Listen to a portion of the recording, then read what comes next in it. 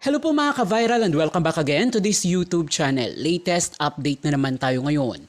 Wala nang magagawa ngayon si VP Sara Duterte na hadlangan ang 4 na sunod-sunod na impeachment cases na ipinasa ng iba't ibang grupo sa Kamara hinggil sa misuse of confidential funds, seryosong pagbabanta ng Vice Presidente sa Pangulo, unang ginang at dating Speaker of the House, bribery, plunder at iba pa. Nagpapanik na din sa ngayon si Sara Duterte at mga kaalyado nilang mga senador dahil inisa-isa ni silang winawalis ngayon at sa malalaking dagok na kanilang kinakaharap dahil sa malalaking kaso na isinampa laban sa kanila. Ayon sa balita ay ine-refer na sa Justice Committee sa Kamara ang mga nasabing impeachment at ang susunod dito ay ang pagboboto ng mga mambabatas sa Kongreso kung saan ay kinakailangan na makakakuha ng 1/3 na boto mula sa mga mambabatas sa plenaryo.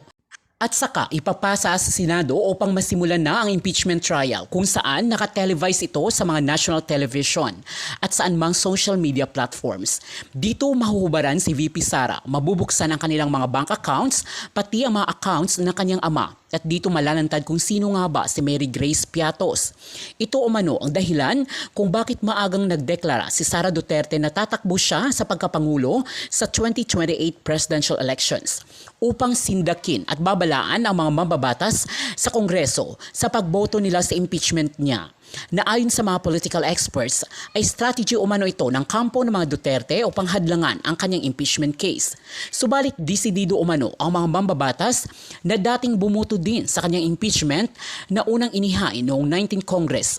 Subalit hindi natuloy. Nabuboto ulit sa ngayon para i-impeach siya sakaling makitaan ng probability ang mga ipinasang impeachment. Unti-unti na ngayong winawalis ang mga senador na kakampi ng mga Duterte. Una na rito ay ang nagtatago na si Senator Bato de la Rosa dahil sa banta ng pagdakip sa kanya ng ICC. Si Senator Bongo ay idineklara na ng ICC na isa sa mga co-perpetrators ni FPRRD at dadakpi na din sa susunod na mga araw. Inaantay na lamang ni Senator Villanueva, Senator Jinggoy at Escudero ang paglabas ng arrest warrant nila at desisyon ng Ombudsman at Sandigan Bayan pagkatapos na nagpasa ng rekomendasyon ang DOJ laban sa kanila. May kinakaharap din na kaso si Marcoleta sa COMELEC hinggil sa natanggap nitong campaign donation noong nakaraang eleksyon na hindi niya idineklara at ang issue na kinakaharap niya ang matinding backlash laban kay Marcoleta dahil sa tila pagkampi niya sa China hinggil sa ating West Philippine Sea kamakailan lamang sa Senate session na umani ng sa iba't ibang reaksyon mula sa ating mga kababayan. Samantala, sa darating na February 23 ay nakatakda na din ang confirmation of charges hearing na FPRRD sa ICC or International Criminal Court kung saan magsisimula ng magkaharap-harap si Duterte at mga biktima ng kanyang war on drugs at AJK. Ngunit ayon sa abogado ni FPRRD na si Attorney Kaufman ay hindi umano makakadalo si FPRRD dahil sa kanyang medical at physical condition na hindi naman tinanggap na excuse ng International Criminal Court. Hindi uubra yan. Okay sana yan kung totoo na malakas talaga. Diba? Ibig sabihin, kung totoo na malakas ka talaga, dinideliver mo yung message mo sa mga kongresista, uubra yan. Ang problema, hindi naman talaga malakas ang Duterte. Tawagin ko ito, tigre daw, Tigre ay agila. Agila. Ano bang tawag kay Sara? Agila? Paper eagle yan. Agilang papel. Tawagin ko na yan, agilang papel. Mula ngayon, ang gamit kong term, agilang papel. Akala mo lang yan, agila. Pero ang totoo, papel lang yan. Wala yan. Bakit wala? Bakit hindi uubra yan? Bakit agilang papel yan? Paper eagle yan. Bakit agilang papel? Akala mo, agila. Pero agilang papel yan. Drawing yan. Bakit drawing? Ang dami mong problema. Yung tatay mo nakakulong sa ICC ni hindi nga makalabas. Tapos ikaw mayroon kang impeachment. Yung kapatid mong si Pulong kakasuhan na ni Trillanes, wala lang pa kasi si Trillanes may lakad Pero pagbalik ni Trillanes, kakasuhan na yan si Pulong. Si Bongo at saka si Bato na pinaka-trusted nilang alyado sa Senado, nagtatago si Bato. Sunod na niyan si Bongo. Paano mo masasabing malakas ka dyan sa ganyang sitwasyon? Sige nga, Sabihin mo sa akin ang lakas niyan. Yung tatay mo na pinakapinuno ninyo nandun sa ICC kumakaharap ng kaso. Crimes against humanity pa naman. Ang kalaban mo, mundo. Ang kalaban ni Duterte hindi Pilipino. Ang kalaban ni Duterte, mundo. Ang nagawa niyang krimen, hindi krimen lang sa Pilipinas. Krimen laban sa sangkatauhan. Pumatay ka ng ganun karaming tao? Mag-order ka ng papatay ng ganun karaming tao? Hindi niyan. Di ba? Kaya ako sa tingin ko dyan, hindi uubra yung projection ng strength. Yung projection niya ng strength, sa bandang huli guguho yan. Bakit guguho? Dahil ang totoo talaga, mahina na. Yung pinakapinuno ninyo nakakulong. Yung kakandidato ninyo may kaso, impeachment. Ngayong susunod na mga araw, huhubaran si Sara Duterte. Nitong susunod na mga araw, mahuhubaran si Sara. Ha? Ipipresent si Madriaga, bubuksan ang bank accounts. Ha? Di ba? Ano yun eh? Ano sa tingin nyo? Tatakbo kang presidente. Tapos ngayong susunod na mga araw, huhubaran ka. Ha? Mabuti kung masasagot mo ang mga issue sa'yo. Ay, paano mo sasagutin yung Mary Grace Piatos? Hindi nga nila masagot yung issue na yan. Ang sabi, ipepresent na nila si Mary Grace Piatos. Nung pagkalipas ng ilang araw, hindi ipepresent si Mary Grace Piatos. Ano ba talaga? O wala. Kaya ito mga kabunyog, mga kababayan, hindi uubra yan. Kasi okay sana yan kung totoo naman talagang malakas. Ang problema, ampaw naman yung lakas na yun eh. Yung projection mo ng strength ay ampaw. Bakit ampaw? Magkukulaps yan. Kasi ang totoo, hindi ka na malakas eh. Yung pinakapinuno nyo, nakakulong sa ICC. Yung idolo nyo. Yung kakandidato sa inyo, haharap sa impeachment, huhubaran ngayon. Huhubaran yan ngayon. Sa susunod na mga araw, mahuhubaran si Sara Duterte. Lalabas yung mga bank accounts. Lalabas si Madriaga. Ha? Saan ka nakakita na kahit nga, naalala nyo si Binay? Si Binay ang lakas-lakas nung una sa survey. Mas malakas pa kay Sara. Sa totoo lang. Sobra ang lakas. Yang pinagmamalaki ngayon na lakas sa survey ni Sara, ay kay Binay mas malakas pa noon. Mas malakas pa noon si Binay. Pero tingnan nyo, nang naglabasa na yung Makati overpriced building, yung kanyang mga property sa Batangas na pagkalawak-lawak, anong nangyari kay Binay? Gumuhong kastilyong buhangin. Buhangin pala. Di ba? Di ba? Wala yan. Pag lumabas nitong susunod, televised.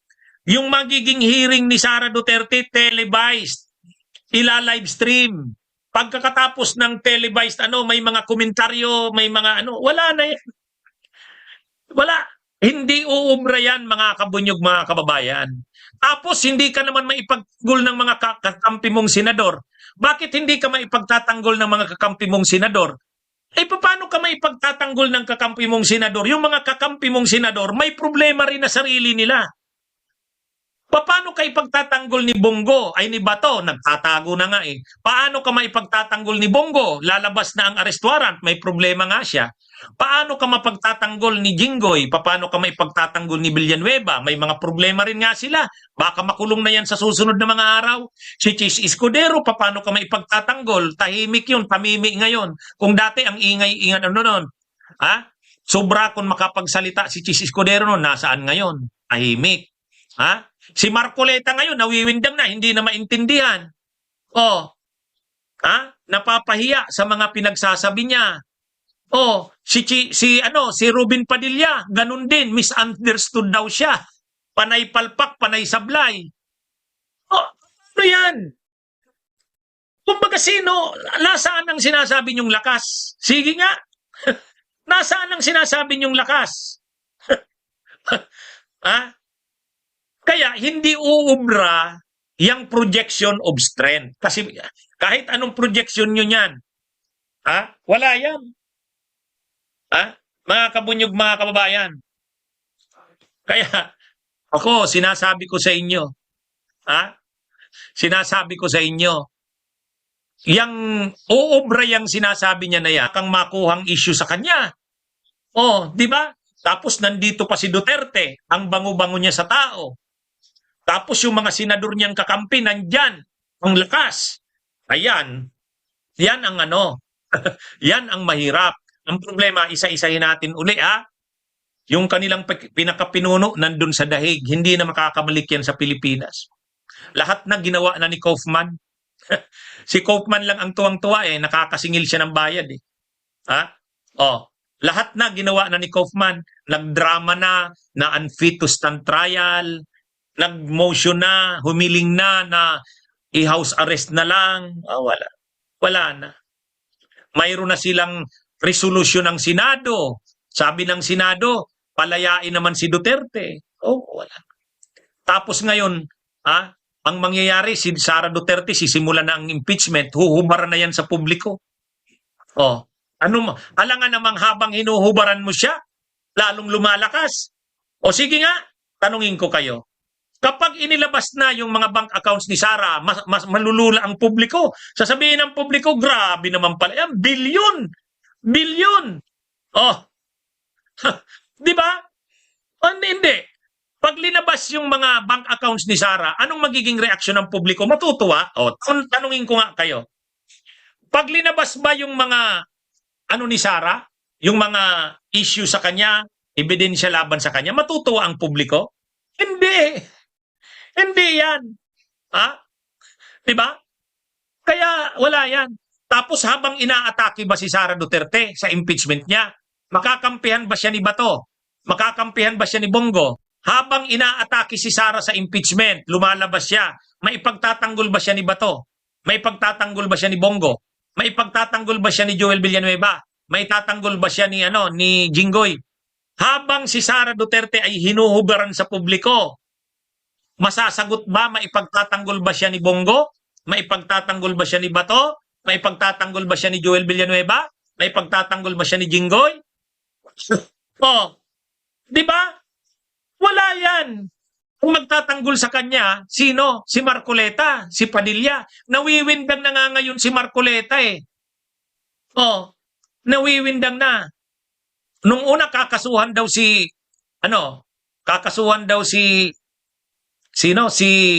Carpio ng treason. Nung binara ni Carpio, ang treason, hindi mo pwedeng ikaso yan sa akin.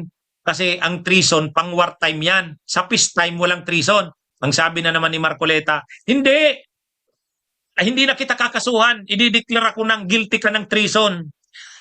Si Robin Padilla, napahiya dun sa kanyang mga sablay na komentaryo. Anong depensa ng kanyang ng chief of staff niya, si Atty. Horado? Nami-misunderstood nyo lang kasi si Robin. Nami-misunderstood nyo lang si Robin. Anong klase yan? Ganyan ba ang mga magtatanggol kay Sara sa panahong ito ng impeachment? Wala. Wala yan. Hindi uubre. Sabi daw ni Bongo, hindi raw siya takot.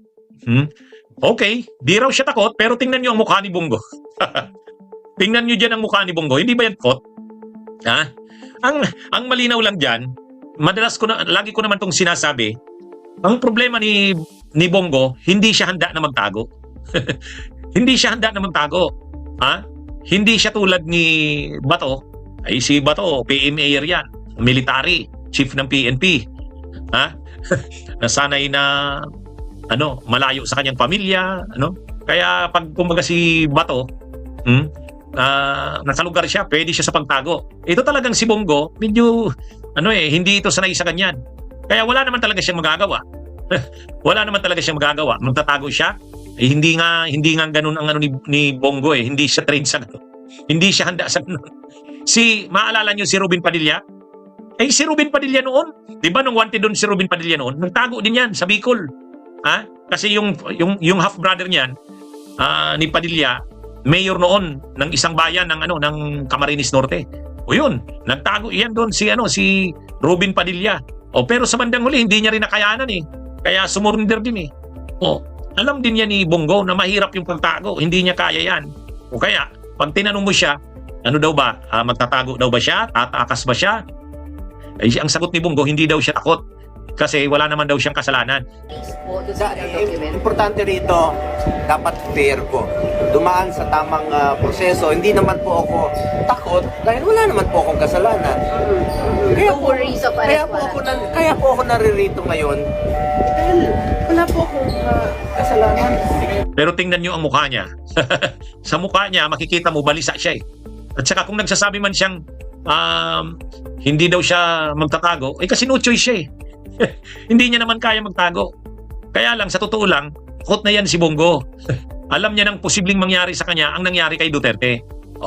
Ang nagpapalakas na lang ng loob niya, may mga kapwa niya senador tulad nila Cayetano na magpapasa daw ng resolution para yung Senado ay magkaroon ng nagkakaisang stand, parang sense of the Senate, para hadlangan ang pag-aresto kila Bongo na kung aarestuhin man sila, dalhin muna sa lokal na korte, wag naman direct kaagad sa Interpol o sa ICC. Ang problema, tulad nga ng sinabi ng DOJ na napanood ko, yung spokesperson ng DOJ, sabi ng spokesperson ng DOJ, call yan ng presidente. Si PBBM bilang presidente ang may call niyan. Ano bang decision niya? Ang problema, di ba? Nagsalita na si Yussi Claire Castro eh. Sabi ni Yussi Claire Castro, anong gagawin pag lumabas ang arrest warrant? Kung anong ginawa kay Duterte, yun pa rin ang gagawin. Nagsasalita ba ng ganon si Yussi Claire Castro na hindi muna nagtanong sa presidente? Siyempre magtatanong siya. Halimbawa pong tanungin ako ng media, ano bang gagawin kila Bato at kila Bongo kung lumabas ang arrest warrants nila?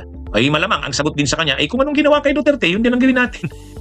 Kaya ganon din ang sabi ni Yussi Claire Castro. Kaya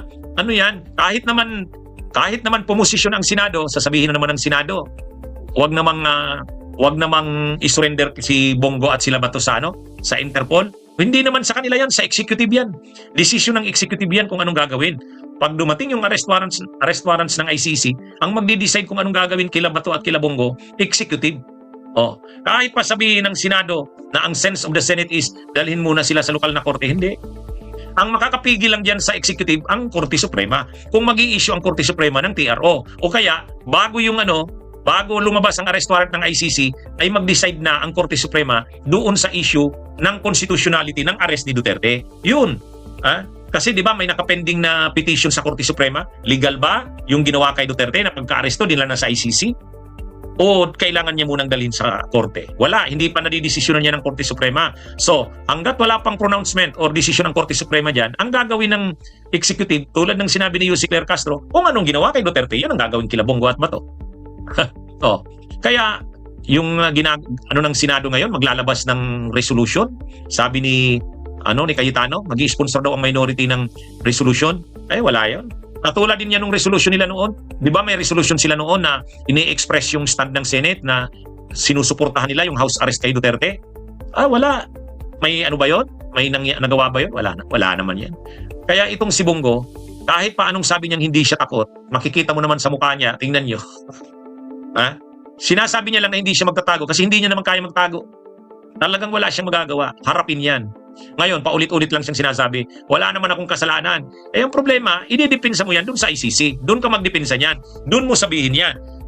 Kaya nga magkakaroon ng trial para idipinsa mo ang sarili mo. Mabuti nga sila binibigyan ng ganung pagkakataon. Mabuti nga sila binibigyan ng pagkakataong magdipinsa ng sarili nila. Yung mga pinatay sa war on drugs si Duterte, nabigyan ba yun ng pagkakataong idipinsa ang mga sarili nila? Hindi. Kaya nga extrajudicial killings, pinagpapatay na lang na parang hayop. Ito si Bongo, paulit-ulit siya, wala naman daw siyang kasalanan. Ang role niya daw sa administrasyon ni Duterte noon, hindi naman tungkol sa drug war.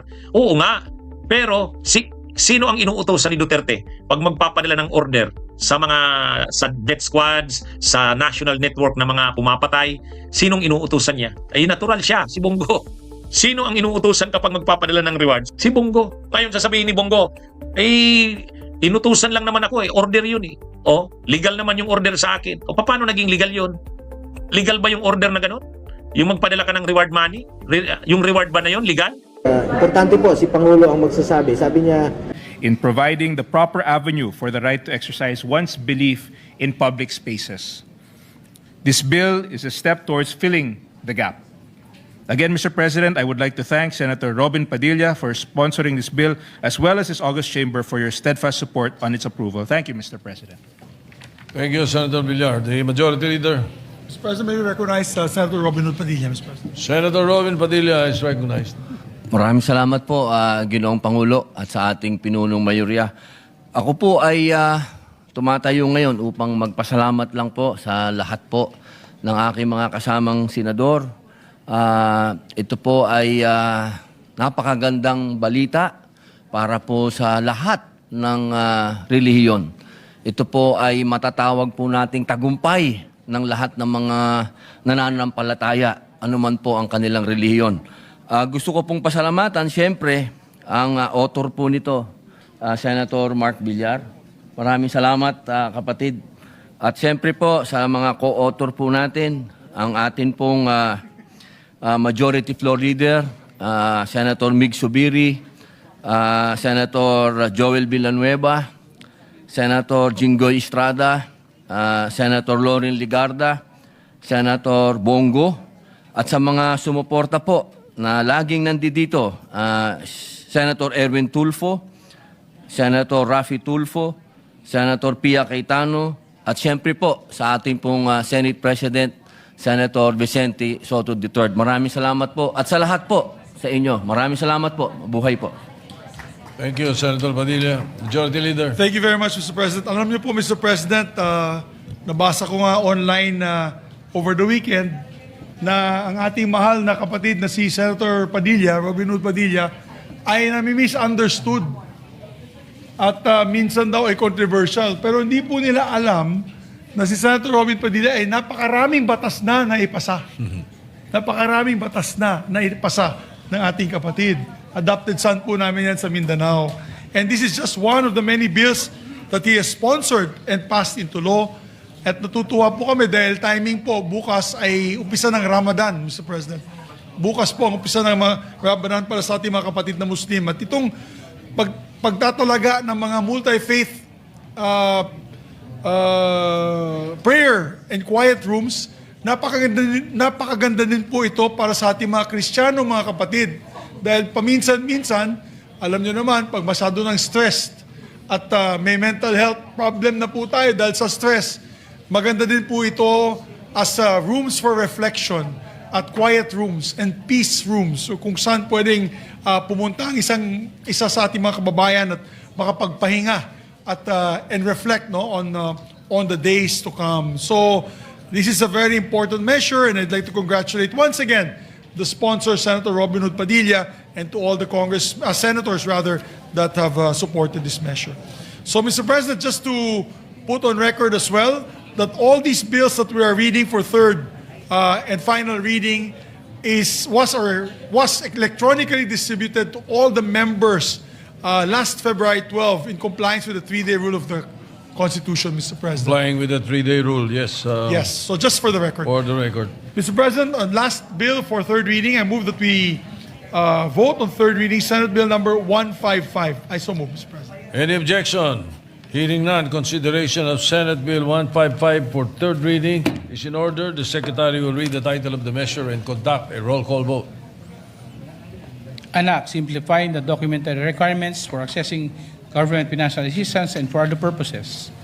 Senator Aquino, Senator Cayetano Alan, Senator Cayetano Pia, Senator De La Rosa, Senator Ejercito, Senator Escudero, Senator Estrada, Senator Gatchalian, Senator Go, Senator Hontiveros, Senator Lacson, Senator Lapid, Senator Ligarda, Senator Marcoleta, Senator Marcos, Senator Padilla, Senator Pangilinan, Senator Tulfo Erwin, Senator Tulfo Raffy, Senator Villanueva, Senator Villar Camil, Senator Villar Mark, Senator Subiri, Senate President Soto. Affirmative. With 19 affirmative votes, 0 negative votes, and 0 abstention, Senate Bill 155 is approved on third reading. Mr. President, may we recognize Senator Erwin Tulfo to give an explanation of his vote.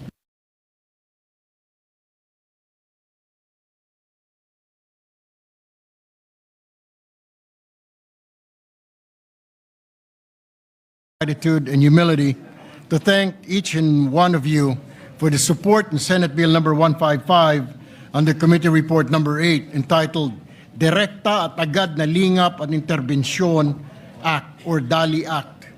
Maraming salamat po sa inyong tiwala at pakikiisa. Your affirmative vote is not merely support for a piece of legislation. It is a clear statement that this Senate stands with our people, especially the poor, the vulnerable, and those in rural communities who often struggle the most just to access help that is meant for them. Ginoong Pangulo, sa hinabahaba na po ng panahon, ang mga kababayan natin ay hirap na humingi at kumuha ng ayuda sa mga ahensya ng pamahalaan. Dahil ito po ay pinapabalik-balik sila at gastos po sa pamasahe at mga kung ano-anong dokumento na hinihingi po sa kanila. Sa halip na makatulong, nagiging hadlang pa ang naturang proseso. The DALI Act ensures that government assistance becomes truly accessible, inclusive, efficient, and responsive. This is a reform rooted in social justice. It affirms a simple principle. Ang tulong ng pamahalaan na hindi dapat pahirapan bago makamtan. Assistance should be given with compassion, not complication. To my colleagues who co-sponsored and supported this bill, Senators Loren Legarda and Jinggoy Estrada, maraming salamat po. To my colleagues who conveyed their intention to be made co-authors of this significant bill, Senators Rafi Tulfo, Francis Kiko Pangilinan, and Joel Villanueva, maraming salamat po. I would also like to extend my sincere appreciation to our minority leader, Senator Alan Peter Cayetano and Senator Loren Legarda, who introduced thoughtful amendments to further refine and fine-tune the provisions of this measure. Maraming salamat po sa inyong masusing pagsusuri at makabuluhang mungkahi. Your insights and constructive recommendations have strengthened this bill, ensuring it is not only compassionate in intent, but also sound, responsive, and effective in implementation. Let us continue making public service truly in service of the public. Muli, maraming salamat po sa inyong lahat. Mabuhay ang sambayanang Pilipino. Thank you, Senator Tulfo. The Majority Leader. Mr. President, may we recognize our Minority Floor Leader, distinguished colleague, Senator Alan Peter Cayetano. The Minority Leader, Senator Alan Cayetano, is recognized. Good afternoon, Mr. Senate President, Majority Leader, colleagues, and of course to the author and sponsor. Alam niyo po, Mr. President, nasa DSWD pa lang po si Senator Tulfo. Nagkakwentuhan na po kami at nabanggit niya doon na priority niya kung paano maging madali, kung paano maging non-partisan or non-political ang paghatag or pagbigay ng ayuda, at isa din yung intensyon paano gamitin ang technology. So I congratulate him for that. Having said that, I just like to articulate something that I think we're all thinking. Short term, medium term, long term. Short term, pagka kailangan mo talaga ng tulong, di ba, nandiyan na, pasukan na, kailangan ng pangbili ng gamit o kailangan ng panggastos, kailangan mo pera na kagad.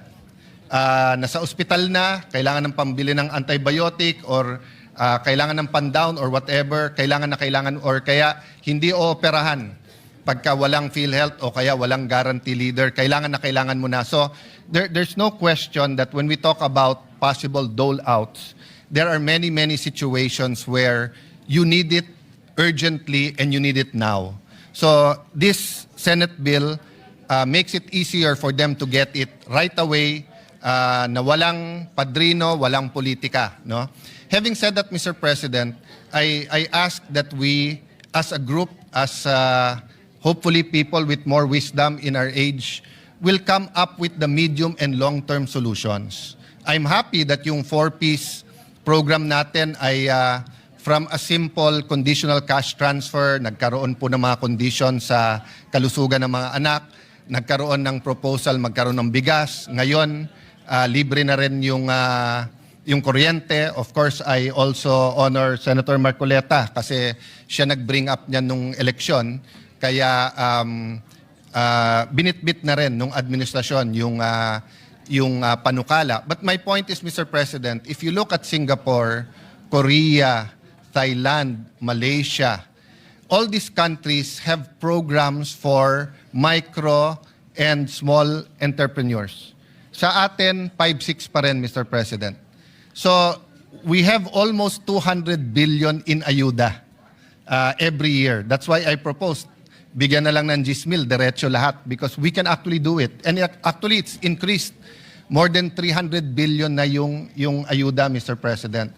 So while we support this bill and while this is a good endeavor, may I encourage all of us, no, especially sa executive department, come out with those programs sa kalusugan. Katulad ng PhilHealth, Mr. President, no? May I make this manifestation, Mr. President? Dito sa kamarang ito, tinanong natin sa PhilHealth, pagka puno na yung charity ward, hindi ba pwede na gamitin yung pay ward pero babayaran ng PhilHealth? Sabi nila pwede. Pwede naman talaga kasi nasa batas eh. Kung hindi pa binanggit, hindi pa mangyayari. Pinangako ng PhilHealth na ngayon taon na to, wala nang delay sa gamot. For the information of my colleagues, especially Senator Bongo and Senator Risa, the chairperson and the active sa Health Committee, walang TB medicines ngayon. Kausapin natin po yung mga LGUs, hindi daw nakapag-deliver kasi maraming dahilan. I'll let DOH answer themselves. I hope it's not true. Why? Ang TB, pag natigil yung gamot, umpisa ka na naman sa umpisa. At pag nag-umpisa ka sa umpisa, meron pong danger na maging resistant na yung pasyente. Mabuti po yung mayayaman na cities nakakabili ng sarili. Yung mga mas mahihirap na municipalities hindi makabili. So my point, Mr. President, is that programs that push for independence, creativity, for small businesses, for people to take care of themselves, will eventually shove out yung mga dole-outs natin, Mr. President. So it's in my hope na kung gaano kabilis natin napasa ang Senate Bill 155, yung mga programa para sa entrepreneurship, puhunan, kapital, pera, mga pondo para sa edukasyon at kalusugan, maipasa natin kagad. Thank you for this opportunity, Majority Leader, Mr. President. Thank you, Senator Cayetano. Majority Leader, there's... Yes, Mr. President, there's a request from our dear colleague, Senator Villanueva. Since the Gilas Pilipinas women team gold medalists are here today, maybe we can have a photo opportunity with them, also giving them a copy of the approved resolution we did last week. And So- we have approved the resolution already. Yes, sir. All right. So all we need All to do is suspend session for a few minutes, Mr. President. So move, Mr. Yeah. President. With a